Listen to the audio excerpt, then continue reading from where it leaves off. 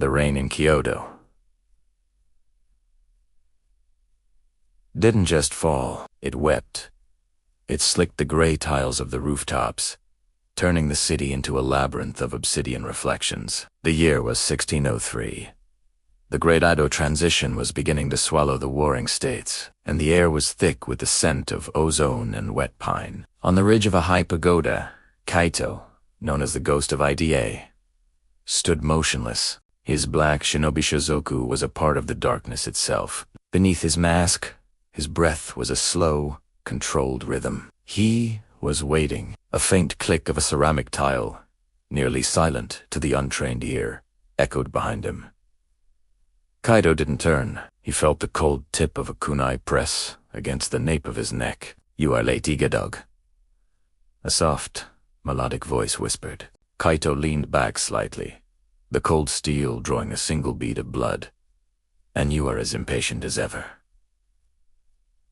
Hana, the deadliest blade of the Koga clan, stepped into the moonlight. Her eyes, usually sharp enough to cut silk, softened as Kaito finally turned to face her. For 300 years, their families had hunted one another, decorating their ancestral shrines with the severed fingers of their rivals. Yet here, in the very heart of the shogun's new capital, they were not enemies. They were a secret. "The shogun's men are purging the mountain temples," Hana said, her voice trembling with a rare frailty. "My father believes your clan leaked our positions to the Tokugawa generals. He has ordered a blood toll. I am to lead the raid on your village tomorrow." Kaito felt a coldness that had nothing to do with the rain seeping through his clothes. "And I," he replied, his own voice heavy, "have been told that the Koga are hoarding firearms from the Western traders, planning to overthrow the Iga elders. The cycle never ends, Hana. Even as the world moves toward peace, we are forced to remain at war." They stood on the precipice of a changing era. The way of the samurai was fading, its warriors becoming bureaucrats. The shinobi were becoming myths, whispers in the dark. Their clans were fighting for the scraps of a dying relevance, clinging to a centuries-old hatred because it was the only thing they had left. This was the world they were born into, a world defined by shadows and bloodshed, where loyalty was measured in death. But for Kaito and Hana, loyalty had found a new, dangerous meaning. It was a friction between the duties they were sworn to and the forbidden love they shared. Kaito reached out, his calloused hand gently cupping Hana's cheek. The conflict within him, the clash between his loyalty to the EGA and his passion for the woman who should be his kill target, burned fiercer than any fire. "If we stay, we die for a ghost story," Kaito said, his voice low and urgent. "Our clans will send us to kill each other for honors that no longer matter. If we leave, we become Ronin outcasts, with no name, hunted by both sides." Hana looked into his eyes, her decision already made. "To have no name," she replied softly, "is better than to have a name written in the blood of my lover." Suddenly, the shadows around them shifted, twisting into solid forms. 4 figures emerged from the gloom, 2 wearing the crest of the IGA, to bearing the mark of the Koga. The secret was out. Their rendezvous had been discovered.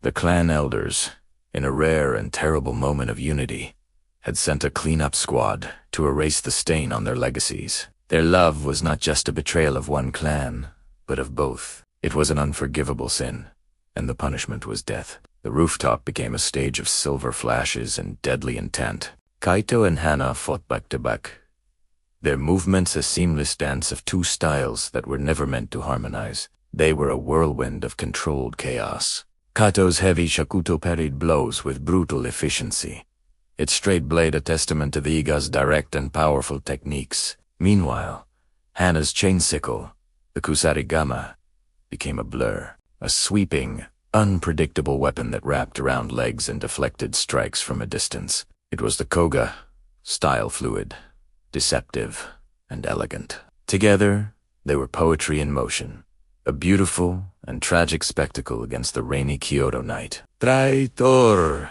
one of his own kinsmen roared, lunging at Kaito with a tanto knife. But Kaito didn't flinch. He wasn't betraying his clan. He was choosing life over a tombstone. He was choosing Hana. With a synchronized movement, Kaito blocked the lunge while Hana's chain wrapped around the attacker's ankle, pulling him off balance. They moved as one mind, one heart, fighting not for honor or duty, but for the chance at a future they were building in this very moment. The fight was desperate, a frantic struggle against their own pasts. They were outnumbered, and they knew they couldn't win a prolonged battle. They needed an escape, with a final, desperate act.